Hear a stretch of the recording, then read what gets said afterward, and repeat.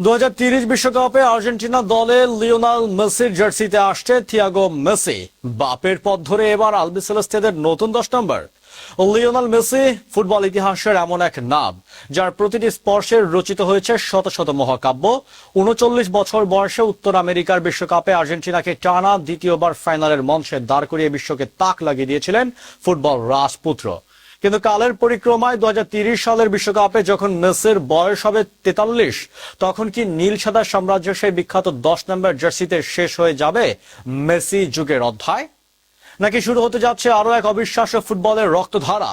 বিশ্ব ফুটবলের মহলে এখন গুঞ্জন 2030 সালের শতবর্ষী বিশ্বকাপে আর্জেন্টিনার জাতীয় দলের জার্সিতে মাঠে নামতে পারেন খোদ লিওনেল মেসির বড় ছেলে থিয়াগো মেসি। 13 বছর বয়সে যে ছেলে ড্রিবলিং আর ট্রফি যে তার ক্ষুধা কাঁপিয়ে দিচ্ছে আমেরিকার যুব ফুটবল, সেই থিয়াগো কি 2030 বিশ্বকাপে 18 বছর বয়সে আলবিসেলেস্তেদের নতুন রূপকার হতে যাচ্ছে, নাকি বাবা ও ছেলে একই সাথে এক ঐতিহাসিক বিশ্ব রেকর্ড গড়বেন? চলুন এই এক্সক্লুসিভ ভিডিওতে থিয়াগো মেসির জীবনধারা, পারফরমেন্স এবং 2030 বিশ্বকাপের স্বপ্নময় সমীকরণের এক গভীর পর্যালোচনা দেখে নেওয়া যাক। বন্ধুরা, 4 বছর আগে কাতার বিশ্বকাপে বিশ্ব জয়ের পর সবাই ভেবেছিলেন লিওনেল মেসির গল্প সেখানেই শেষ, কিন্তু বয়সকে বৃদ্ধাঙ্গুলি দেখিয়ে 2026 বিশ্বকাপে মেসি আবারও প্রমাণ করেছেন কেন তিনি সর্বকালের সেরা।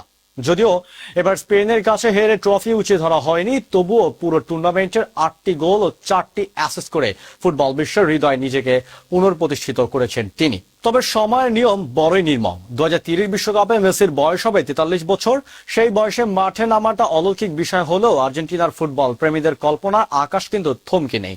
তাদের চোখে এখন এক নতুন সূর্যোদয়। লিওনেল মেসির ষষ্ঠ পুত্র থিয়াগো মেসি। 2030 সালে থিয়াগোর বয়স হবে ঠিক 18 বছর। আর এই বয়সে বিশ্ব ফুটবলে কিলিয়ান এমবাপ্পে বা লামিন ইয়ামালদের মতো মহাতারকাদের আবির্ভাব ঘটাতে আমেরিকা দেখেছি। 2012 সালের 2 নভেম্বর স্পেনের বার্সেলোনায় জন্ম নেয় থিয়াগো মেসি। মহাতারকার বাবার সন্তান হওয়ার জন্মের পর থেকে বিশ্ব মিডিয়ার ক্যামেরার আলো সবসময় তাকে ঘিরে রেখেছিল।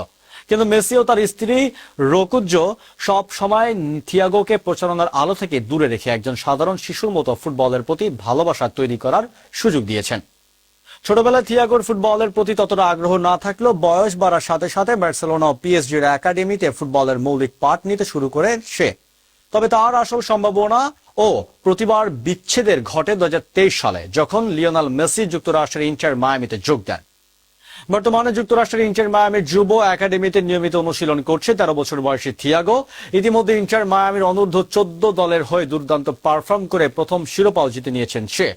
মাঠে থিয়াগোর পজিশনিং, দূরদর্শী পাসিং এবং খেলার মানসিকতা হুবহু তার বাবার শৈশবকে মনে করিয়ে দেয়। যদিও সে ডান পায়ে খেলতে স্বাচ্ছন্দ্য বোধ করে, কিন্তু তার প্লে মেকিং দক্ষতা এবং বল কন্ট্রোল দেখে মায়ামির কোচেরা এখনই তাকে ফিউচার স্টার বলে আখ্যা দিচ্ছেন। প্রতিদিন একাডেমিতে থিয়াগোর প্রতিটি ড্রিবলিং এবং অগ্রগতি গভীর নজর রাখছেন আর্জেন্টাইন স্কাউটরা। জন্মসূত্রে থিয়াগোর সামনে স্পেনের হয়ে খেলার আইনি সুযোগ রয়েছে, যা আর্জেন্টিনার ফুটবলের জন্য এক সময় বড় উদ্বেগের কারণ ছিল, কারণ স্পেন ফুটবল ফেডারেশন সবসময় বিশ্বের সেরা প্রতিবাদের নিজেদের দলে নেওয়ার জন্য ছক কষে।